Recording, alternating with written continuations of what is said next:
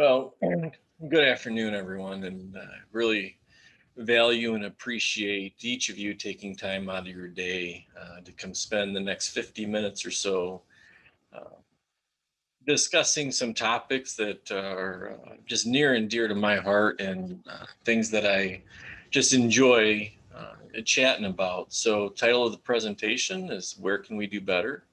A Conversation Educator to Educator." And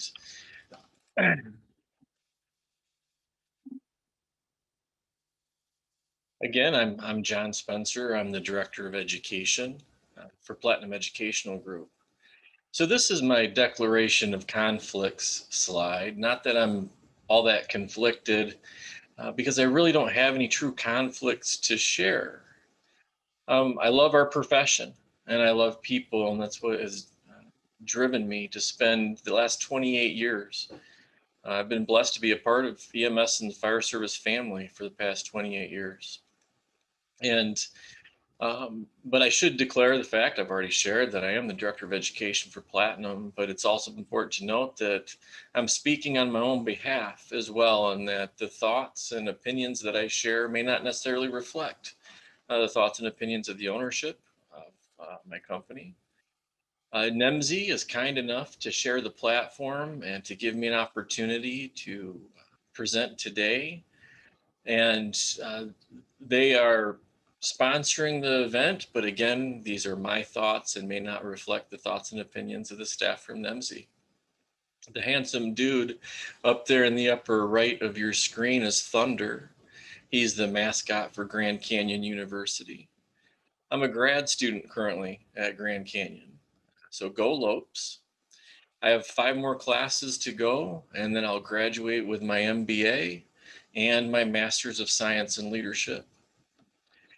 I know it's not really a conflict, but I believe it's worth sharing because it seems that the more I learn, then the more I know, and the more I know, then the more I realize how little I know. And therefore, the more I learn, the more my eyes are also open to seeing other issues that I wasn't aware of before, and that makes me want to learn more and do something about the issues, and then, of course, share what I've been able to learn. And so that's why I'm here today. And the reason I chose the topic for this presentation is because I believe that there are forces at play that are damaging our profession, eroding public trust, as well as causing internal struggles within the profession. I've already shared with you that I love the profession and I love people. And so it should come as no surprise that these things, I mean, they truly break my heart to see public trust in our beloved profession eroding away. And what I perceive or what I believe to be the breakdown of the affectual integrity that we've always valued in our industry. I believe that we as a profession can be a lot better tomorrow than we are today. And that's why I wanted to spend some time just chatting about this topic. I believe as EMS educators that we are positioned to address these issues, both in initial education and in continuing education. And I believe that we have an obligation to do our part to address the issues. So that is the motivation behind the presentation. Ultimately, really, I just want to plant a seed. I want to raise awareness and maybe even encourage someone to look at where they can have an impact as well. It's also worth noting that I'm not the foremost expert. I'm not an expert, and I do not have all the answers. So if you came here today planning to have all the answers, I hope you brought someone with you, and please share their name and contact information with me so that I can learn. But I believe that if we spend time discussing these type of topics and we raise awareness and we start these conversations, I believe that's the solution. And I believe that's how we're going to find the answers to these issues. that are arising. Now, I'm an educator at heart, so of course there's objectives that I need to share. And so through this presentation, I'm going to be sharing some real life examples of situations or things that I believe demonstrate a breakdown in affectual integrity. We'll revisit the affective domain. We'll talk about implicit bias, along with explicit bias, bias in general. And we'll also work to identify some steps that we as the EMS educator can take to improve the affectual integrity, to work towards eliminating implicit bias in our classrooms, in our environments, initial and continuing education. And to look for those areas where, as EMS educators, we can make a difference in advancing professionalism beyond the scope of our classroom. So I'm just going to share part of this short video because it kind of helps lay out some of the foundation or framework for things that we'll be chatting about. A paramedic in Metro Atlanta arrested for beating up a 17-year-old patient inside an ambulance on the way to the hospital. 11 Alive's Faith Ubube has been digging into the shocking details. Faith? Yeah, and Jeff and Cheryl, the patient was being taken to the hospital to be treated for mental illness when the paramedic allegedly beat him up inside that ambulance. We're told the victim has bipolar disorder and was having a breakdown at the time. 37-year-old Deanna Williams and her crew were taking that victim to Scottish Rite for a mental evaluation. The patient was being uncooperative and cursing them out. They restrained him, but then he spit on Williams, and that's when a witness tells me she lost it. Police say the paramedic punched that patient multiple times with open and closed fists inside the ambulance.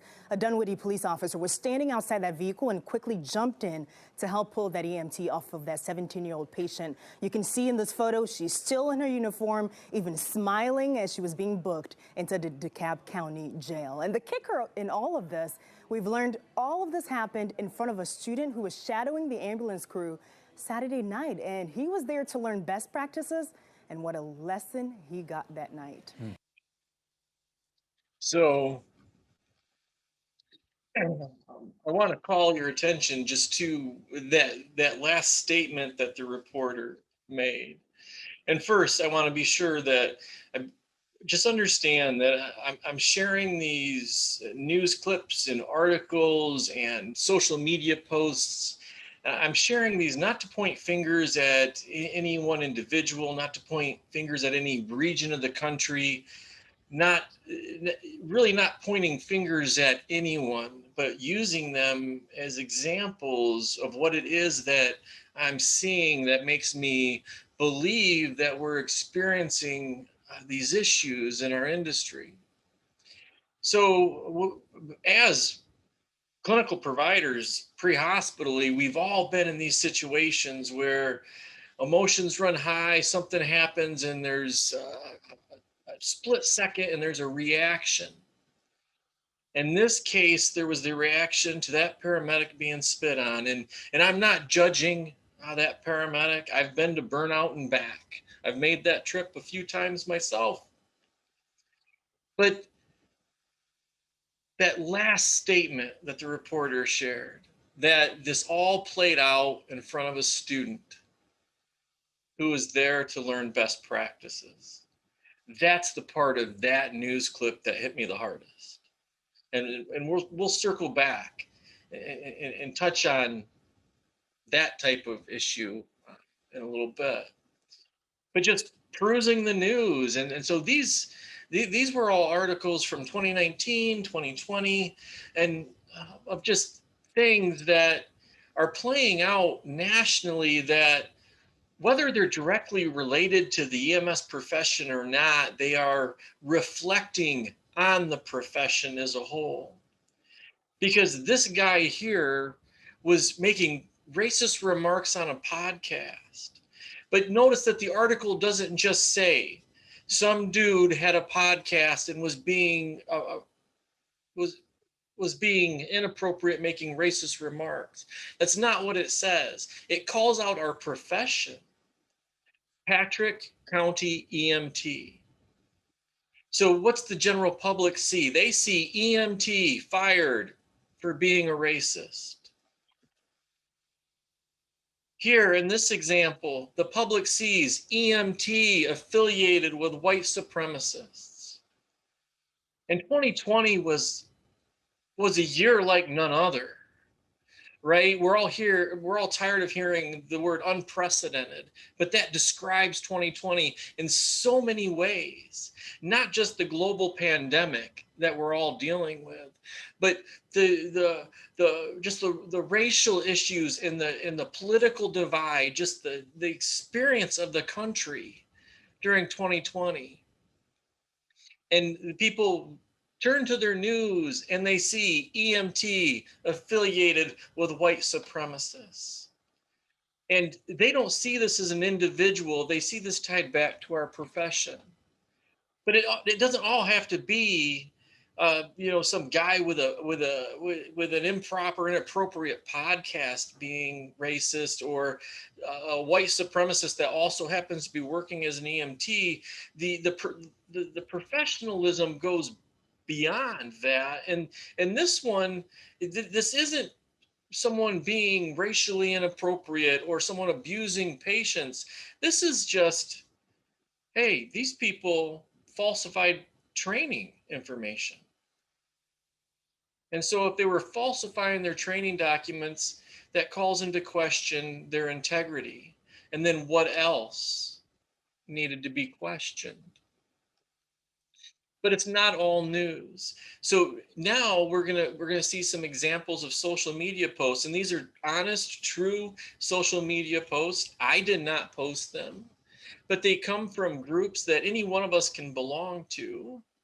As part of my job at Platinum, I monitor some education and study groups on social media, where students come in and they ask questions and they share their experiences. And so our students are in these groups, our peers are in these groups, the preceptors that are overseeing our students are in these groups. And so when we look at these, look at them through those lenses. So this one is a student that's just asking a question that's been on their mind, and points out that they're going to take crap for it, but they really want some honest answers, because they've been hearing all these negative references about the patient encounters they've been having during their clinical. And they're walking away believing that these providers truly wish that there's attempted suicide patients were successful. These are our students coming back feeling this way.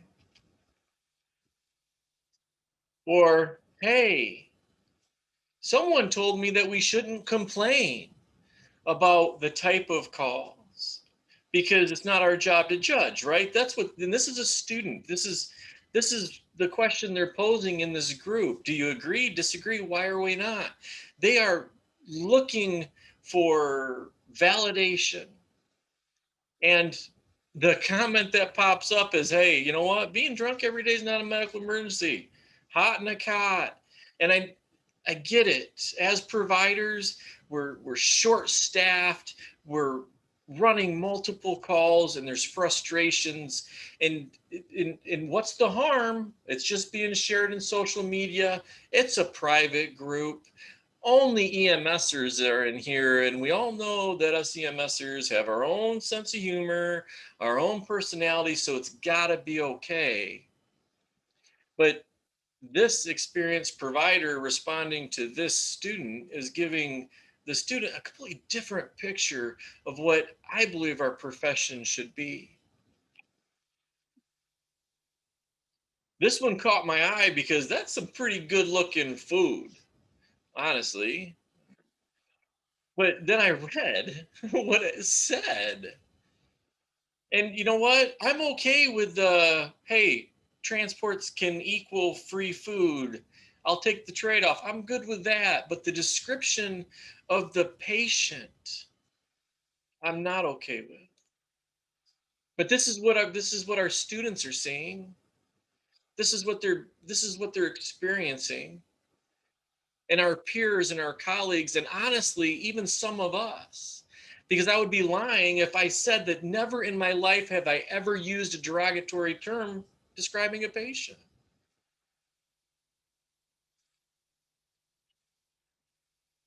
And this one's pretty harmless, right? Because we've all heard the term frequent flyer. But unless we're talking about an airline, there's a negative connotation tied to it. And this one seems, at first glance, pretty harmless, other than all the meaning that's automatically implied that comes in behind it. And this one I did post. This is in my own backyard. And so in Michigan, which is where I am at, in July of last year, our governor, in response to the racial issues playing out across the country, said anyone that holds a professional license in the state of Michigan will be required to complete continuing education training on implicit bias. I thought, well, what a great idea. We have to do continuing education already. Why not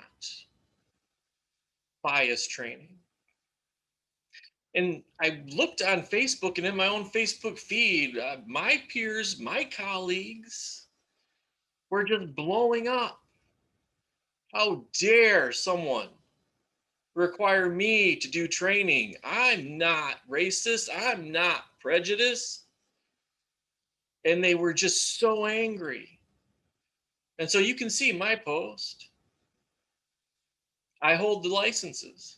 I have no problem with anti-bias training requirements. And I struggle to understand why some people are taking issue with it. Because 28 years ago, I took an oath back when we still did that. And to this day, I hold it in my heart still. And you can see the conversations that played out. And I'm only showing the ones that are really okay to share, because there were many that were much nastier. All over something as simple as completing a training that can lead to you being a better person, lead to me being a better person. So, but again, it's just social media, right? It's just social media. We're just keeping it within the family of EMS and fire and law enforcement. We all understand one another, so it's okay that we're venting it on Facebook, that we're tweeting about it, that we're having conversations while we're having coffee, having lunch. And it's okay because it's in the news, but it's not here. So it doesn't really represent the industry as a whole. And it's really just isolated events. But the problem is that all of these are visible to the public, to our students, to everybody. And so it doesn't stay here. It's not just our dark humor. It's not just that sense of humor that protects us. It plays out and it ultimately ends up here in our patients' homes, where our students are providing care, where our peers, our colleagues, or ourselves are providing care to someone. This is where all of this other crap ends up, and this is why it's so important. Not because it hurts my feelings, not because it hurts your feelings, but because it can impact the care that this patient receives. That's why I'm so impassioned about this. After all, that's why I got into education, was to be able to have a positive impact on our profession. So ultimately it ends up here. So what's our job? As educators, what's our job? Well, we have to be the gatekeepers. We are the gatekeepers to this profession, our beloved profession, the one we chose to be a part of, the one that we chose to go into education to help improve. We are the gatekeepers. So we have to evaluate our initial education students and allow only those that are worthy to pass on to become our peers and our colleagues. And that's nothing new. I mean, this is something that we have been supposed to have been doing all along with affective evaluations, but it's difficult. And and I don't know how well we're doing. I think we could probably do better, but it's not just initial education, right? Because not all of us are in the initial education realm. Some of us are instructors in the CE world. And it's hard to change the old dogs. Coming from an old dog, I admit, it's hard to change an old dog. So sometimes our job as EMS educators on the CE side feels a little bit like this, because it feels like we're cleaning up the profession. And we are, because we see what's playing out, and we have an opportunity to hold training sessions on these softer skills of EMS where the struggles are, where we see those issues starting to creep up in our industry. Our job is then to offer training sessions on these softer skills.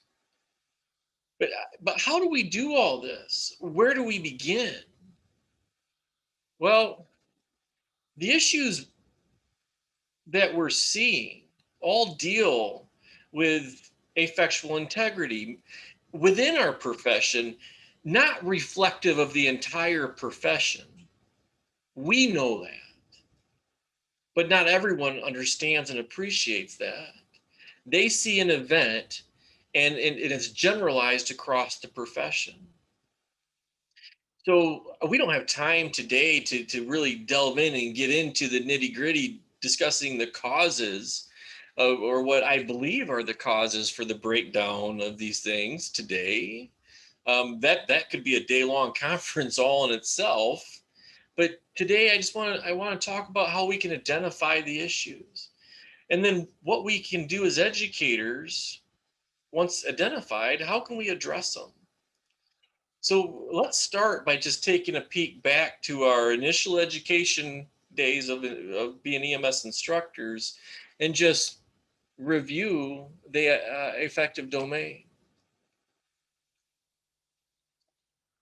So when I was active in operations and I was working for an ambulance service and teaching within their education center, I got to sit in on panel interviews when we were looking at hiring other educators. And my favorite question to ask an incoming EMS educator is, of the three domains, which one do you believe to be the most important? And it was like a 50-50 split, really, between the cognitive domain, because you have to have the knowledge, and the psychomotor domain, because you have to have the skills. Rarely did anyone ever choose the affective domain, where you have to have the heart and the values. So, uh, looking back, thinking back, we're taught that the affective domain deals with the heart, right? So it deals with attitudes and values and beliefs. So it includes attitude, awareness, attention, concerns, interests, and responsibility. And when we talk about evaluating this domain, many feel that it's very subjective because they don't believe they can see someone's values. They don't believe that they can objectively evaluate someone's affect. But I'd suggest that the domain can be evaluated quite objectively. We just need to make sure we're observing and recording student behaviors. that are attributed to these values, attitudes, concerns, etc. We're used to evaluating the domain in initial education because it's been a requirement. We evaluate at least twice, halfway and at the end, and they need a passing affective evaluation to be successful, to graduate.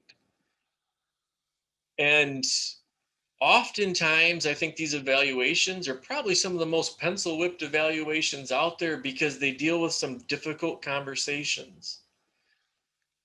People aren't always comfortable having these conversations, but that doesn't take away from their importance.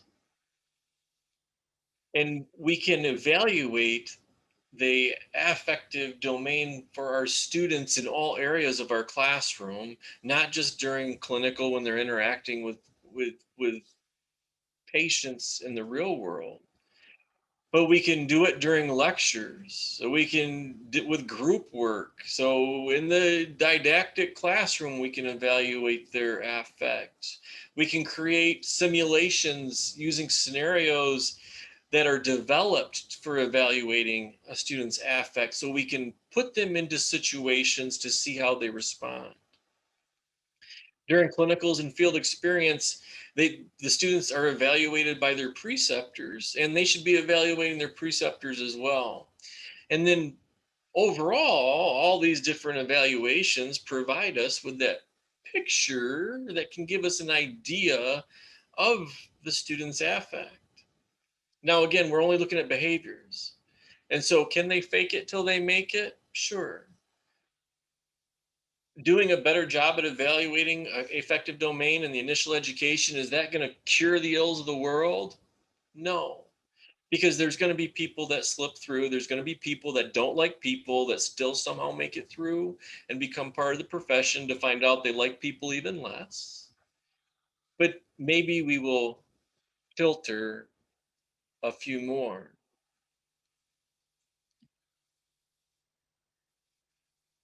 But it can be difficult. But if we watch for behaviors, if we're observing for behaviors that provide us with that objective means of evaluating the student, it really doesn't give us a true view of the individual, right? Because they can choose a behavior, they can choose their words, they can choose how they react.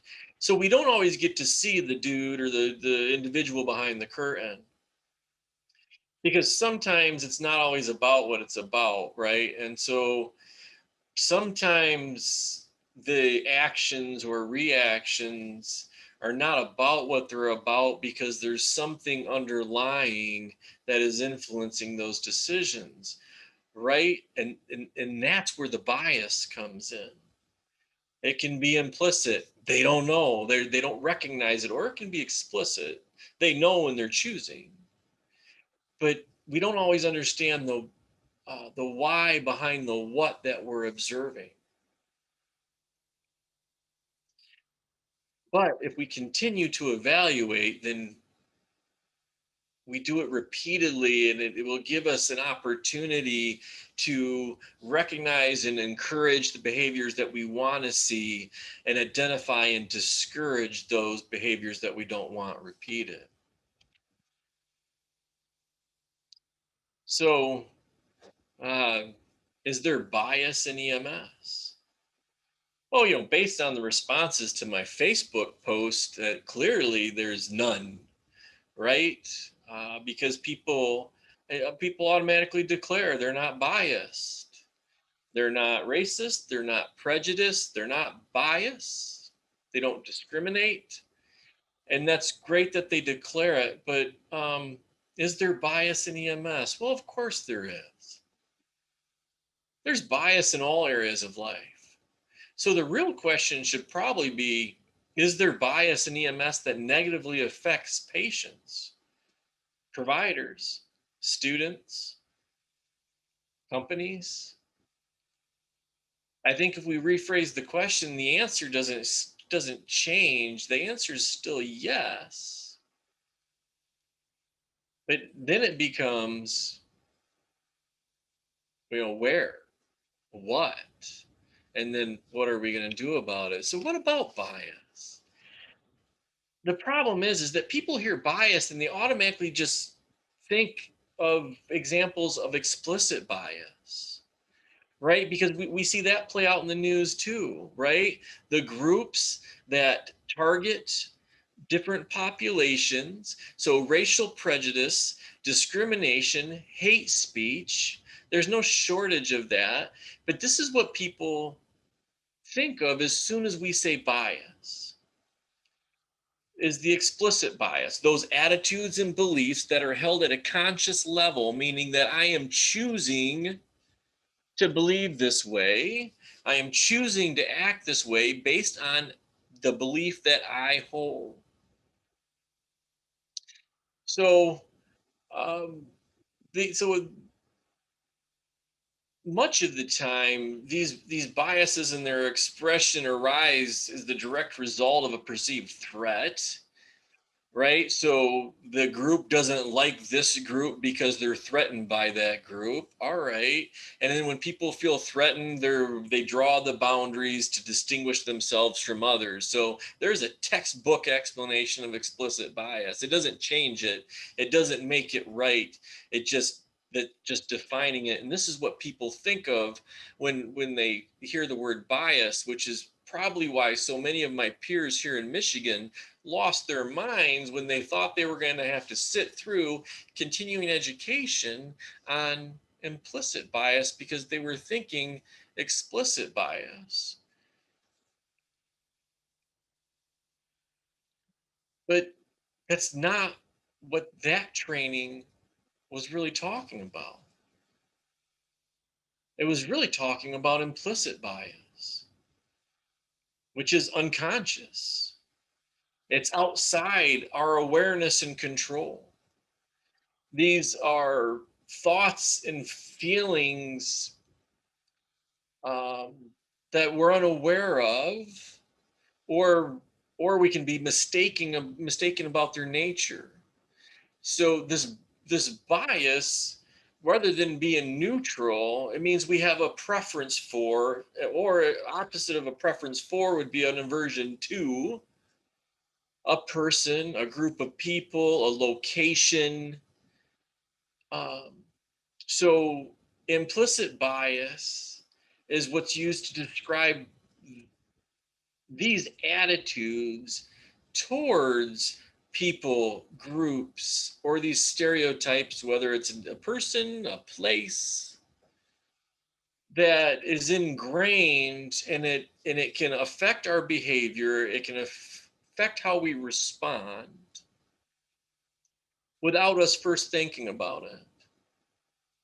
And there's examples of this type of stuff in EMS, and oftentimes most people, when attention's called to it, they don't even recognize the negative implications. So if we now understand explicit and implicit bias, then really the question that we should be asking is, where is this bias at in EMS? And then more importantly, what can we as educators then do about it? Well, bias exists and it permeates all areas of our profession. Certainly, explicit bias exists. We see it. We see it play out on the news. The thing with explicit bias is, though, that it's so prominent, it's so visible, that it's usually obvious, easily identified, and therefore it can be handled more quickly. The tough one is implicit bias, because by its very nature, it's hard to identify, right? It's not easily identified, but it's out there. All we have to do is look for it. And if we're honest with ourselves, the clues exist.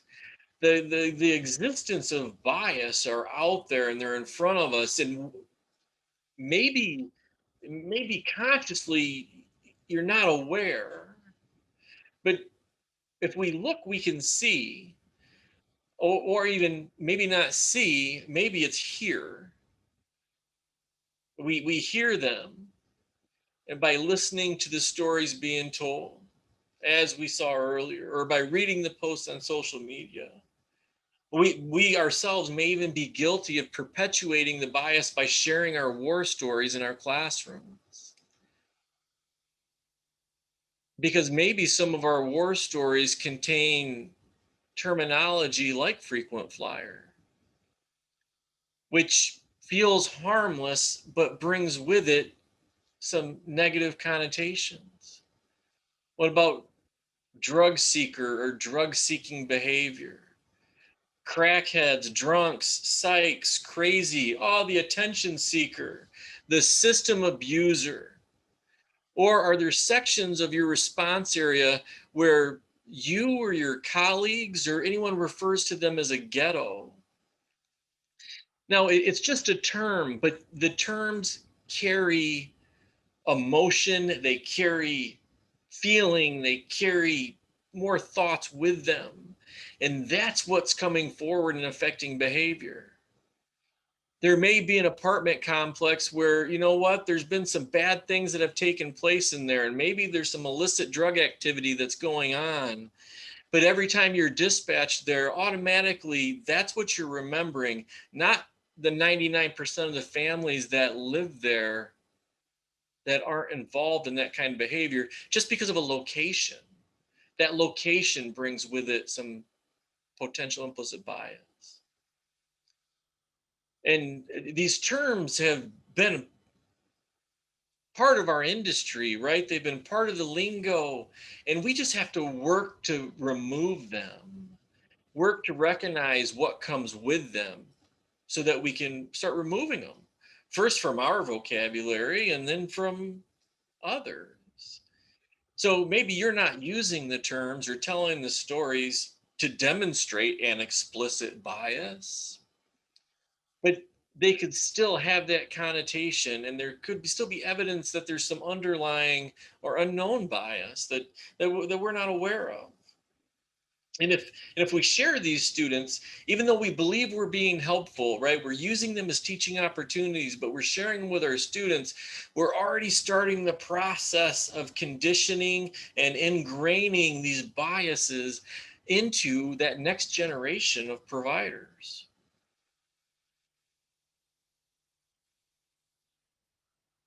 So as educators, where can we do better? Well, I think we begin with what we know, and we begin in our area of comfort. And as an educator, our area of comfort is our classrooms, which I know are a little different today given the environment, but then our educational environment, right? Classrooms has expanded. It's not just a physical location anymore. So, like Maya Angelou, this quote from her, well, we do the best we can until we know better, and then once we know better, we have to do better. And I think the call is out there. We know better, and so we have to learn more about it so that now that we know better, we can do better. So in our classroom, we need to take steps to improve the affectual integrity of our staff and our students. It's not just about our students. It's not just about my core group of instructors. It's about all of us, myself included, that we need to walk the walk and not just talk the talk. We need to be demonstrating the values.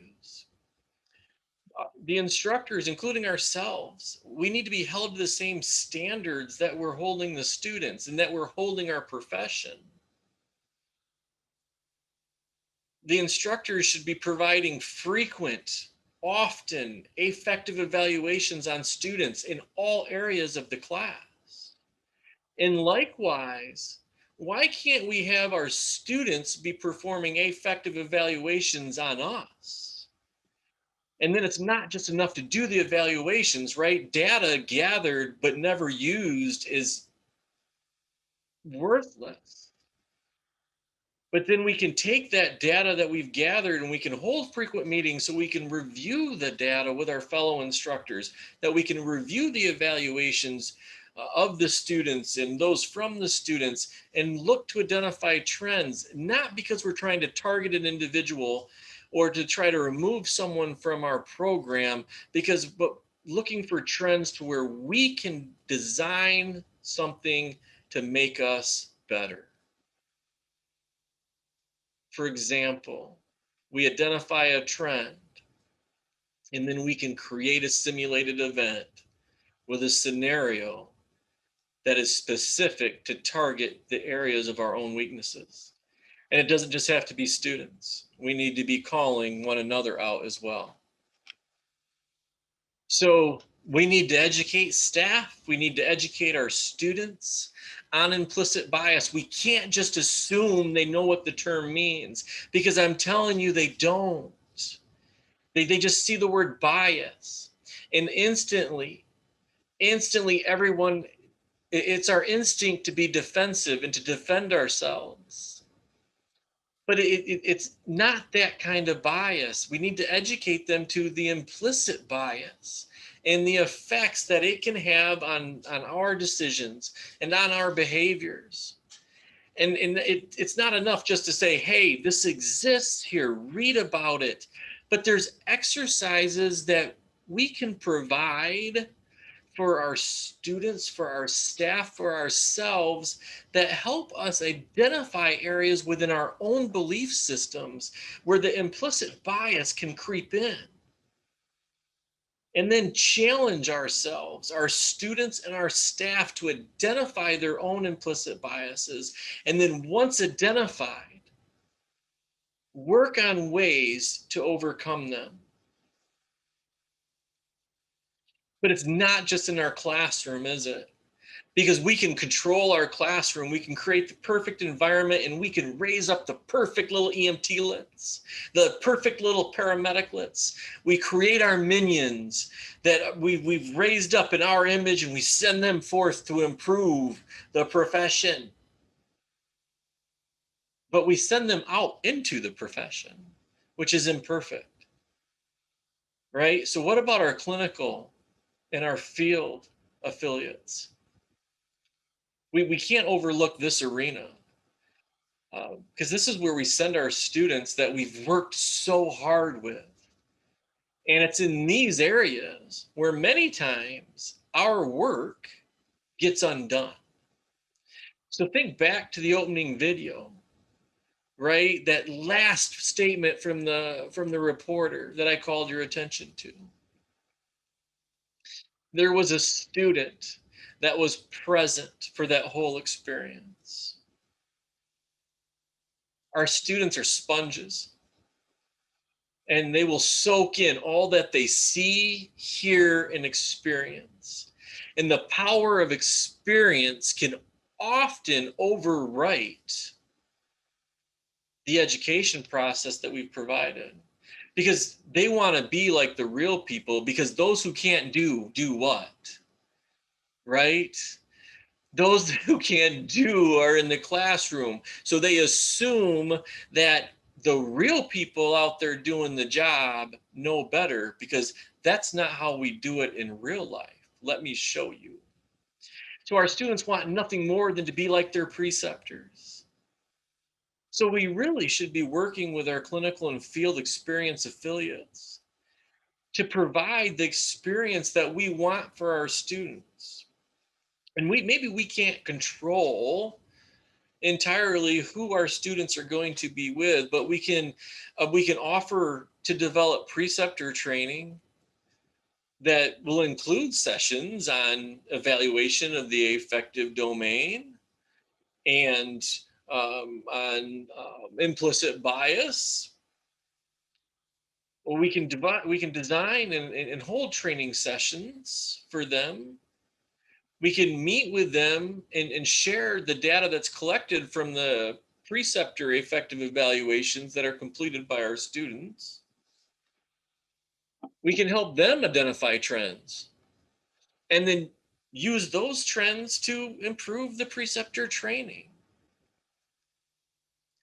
And if there is a preceptor that's regularly identified by our students as being less than stellar, then we need to call that out and somehow commit to not using that preceptor. If we continue to receive poor evaluations, don't let a preceptor negatively impact our students. So we are called to provide a safe learning environment for our students, and that extends to the clinical and field arena that we send them out into. So we could use our knowledge and what we've learned and what actions we're taking to improve our program and in our classroom, and we can offer to provide CE sessions on implicit bias or other affectual topics identified in the evaluations, those softer skills of EMS.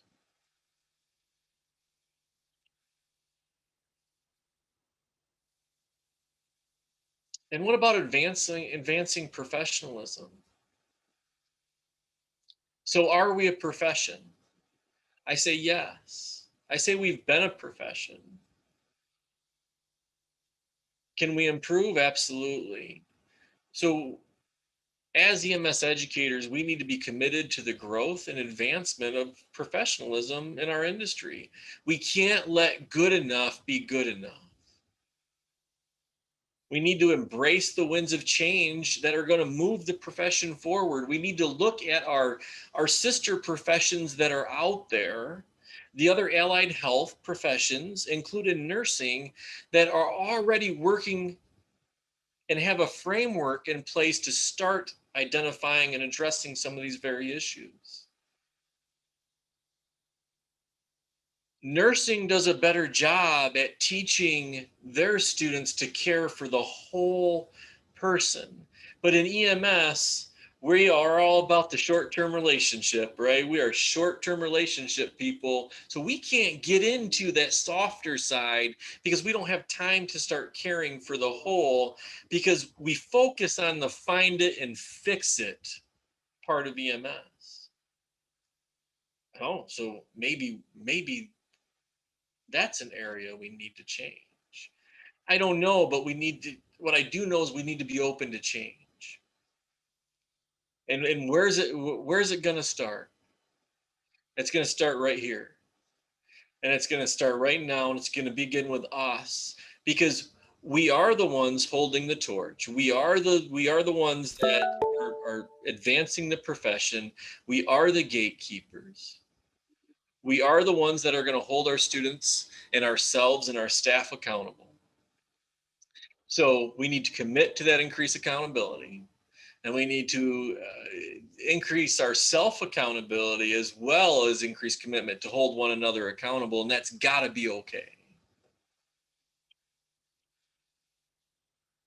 So because we don't get to decide that we're professional,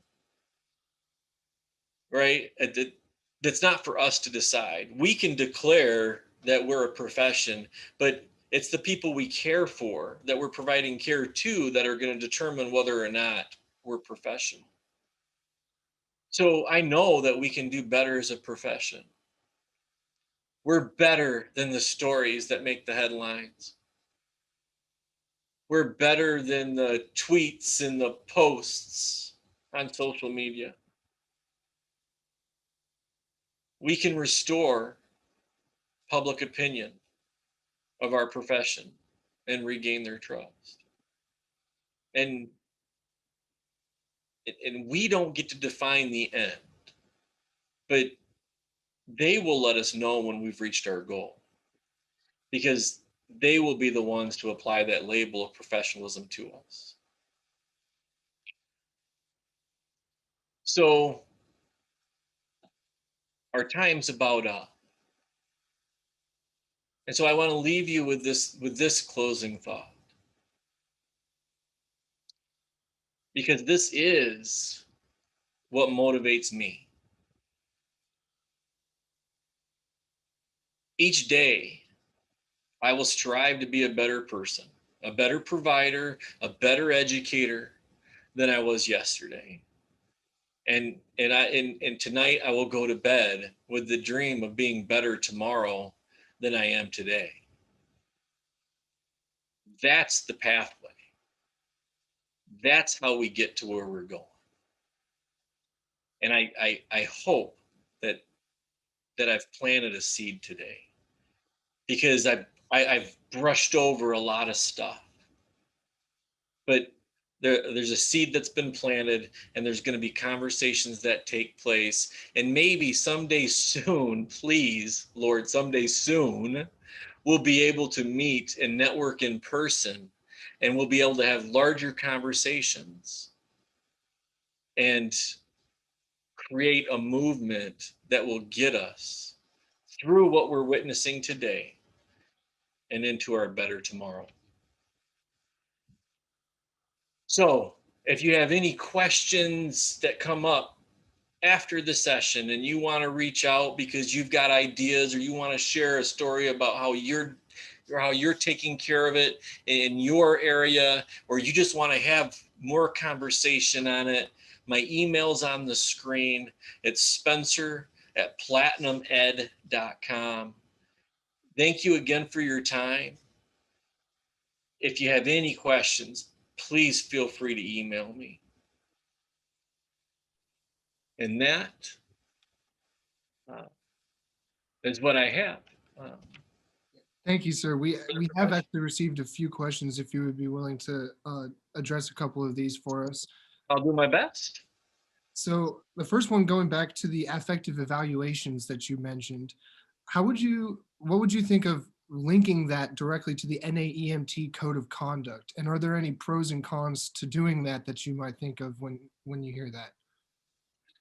Well, I can think of pros, and again, this is just my opinion, John Spencer's opinion.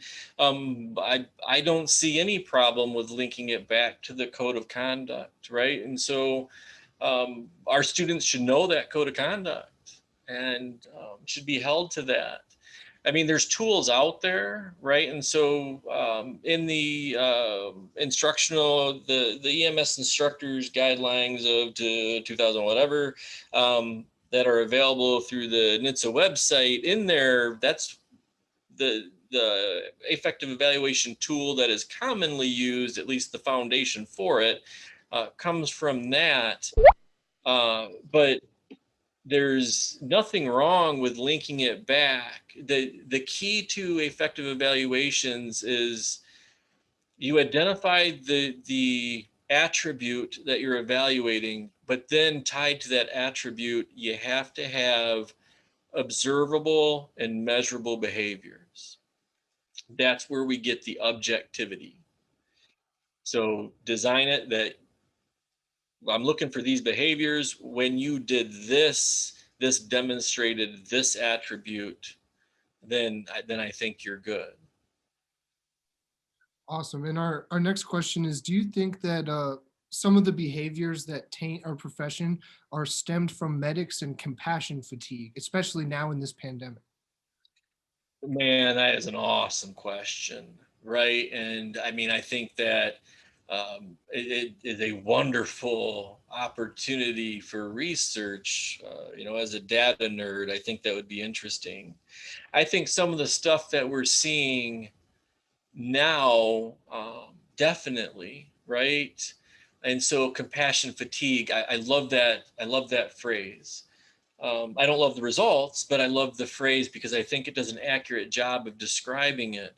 And so, yeah, I believe that can be a reason for some of it, and maybe even a lot of it, right?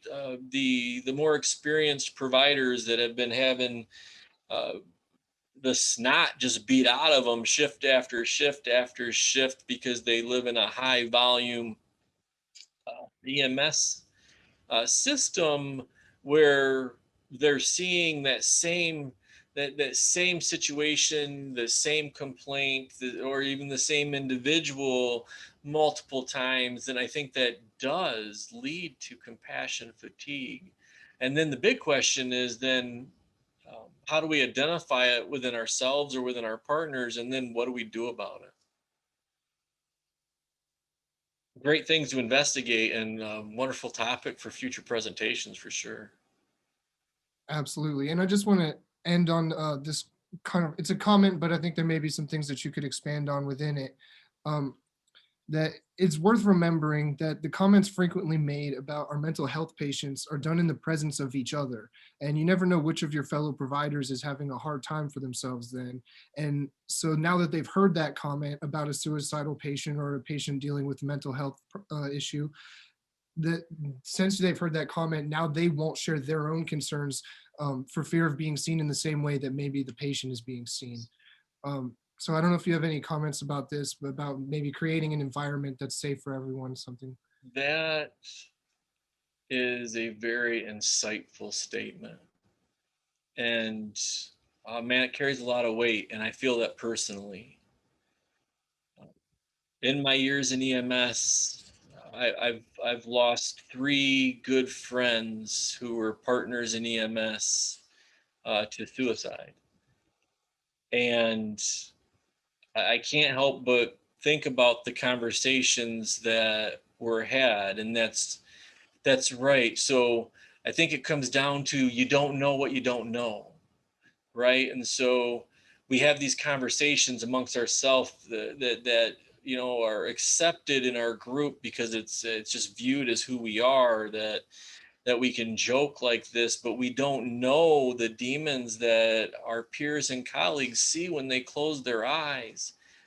And we need to be more accepting, and I think the profession is moving in that direction through like the green light projects and provider mental health awareness, that um, it's becoming more acceptable that we don't have to be these callous bulldogs of old, where we're not allowed to show emotion, we're not allowed to discuss our emotions. And I think that is changing, and that we need to continue to move that change forward. But man, I love that statement. So whoever shared that statement, God bless you. Thank you for sharing that. And that, I mean, that drives it home right there. Absolutely. Well, Awesome I can't awareness. thank you enough for sharing with us and for being here to present some of these topics. It's a conversation that I think is very important to be had. So thank you very much for being here. And thank you to everyone in attendance for your comments and questions. We, like you said, the contact information is there on the screen, but also I will include information in a follow-up email that I will be sending out to everyone in attendance. So if you have anything still stored away or questions that you want to ask, conversations you'd like to have, please do so, and we will send you the information to do that. I have shared a link in the chat that will take you to NEMSI's website if you would like CEU for today's presentation, if you were in attendance for the live presentation. And that will also be sent out in the follow-up email. And the recording of today's presentation will be posted on our YouTube later today. So John, did you have anything else you wanted to say before we take off here? I just want to thank you again. So I thank you to our friends at NEMSI for the opportunity to get on my soapbox. Those of you who know me and have experienced me know that the affective domain, that is my soapbox issue, and I I truly value each of you for taking the time to hear this out, and I look forward to seeing you all in person in the future, hopefully sometime soon.